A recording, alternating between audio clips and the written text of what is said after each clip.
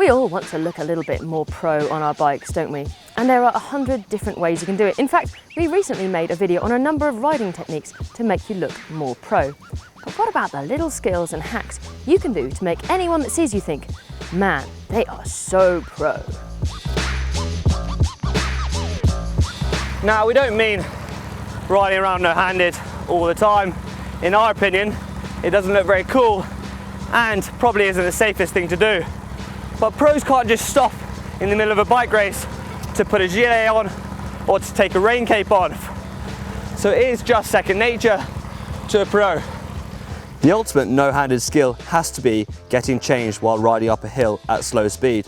This does take a bit of practice, as the slower speeds do naturally cause the bike to wobble around more. The key to riding no-handed is actually the key to many other skills on the bike, and that is to relax. So you want to just relax, otherwise the bike will spear off in different directions if you start tensing up. So just relax into it and take in the views.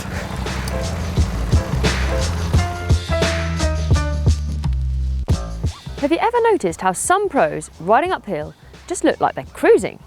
Can it really be that they're taking it easy whilst racing? Well, possibly not. You see, the thing is that some pros actually practice looking relaxed whilst working hard. That's mainly because it's an amazing psychological tool. Imagine, in a race, you've just done the best attack ever, and you check over your shoulder, and the rider behind you just looks like they're out on a Sunday spin. It would totally destroy your self-confidence. Now, obviously, there are all kinds of rules out there about kit, starting, most importantly, with sock length. Socks should be as long as possible, as long as you don't look like a triathlete. Next rule of clothing, sun's out, guns out, i.e. when the sun's shining, roll up your sleeves to avoid obvious tan lines.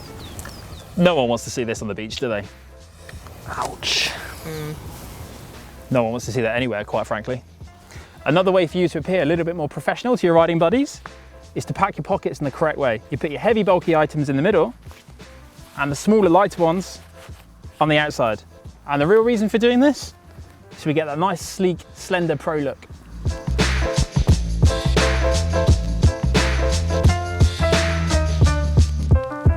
Another way to look more like a pro is to wear more clothes than everybody else, even in the middle of summer.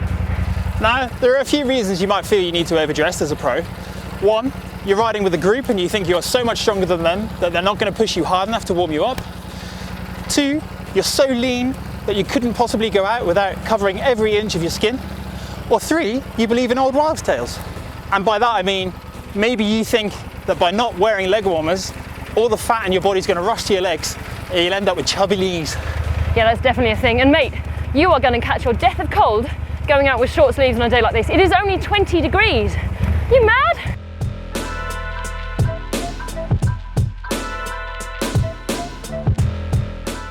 It seems like most pros these days are able to wheelie.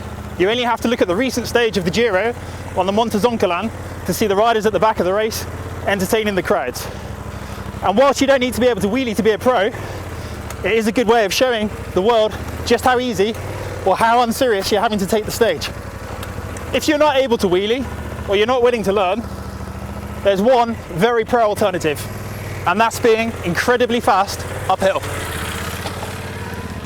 I guess one thing we forgot to mention is that pros all seem to be totally obsessed by coffee. And also, pros never have helmet hair. Really? Well, there you go. Now you know how to fool your mates into thinking you're actually a pro. I mean, you could watch this video down here to see how to actually train like a pro. And if you like this video, give us a thumbs up. Why not subscribe to the channel too? It's free.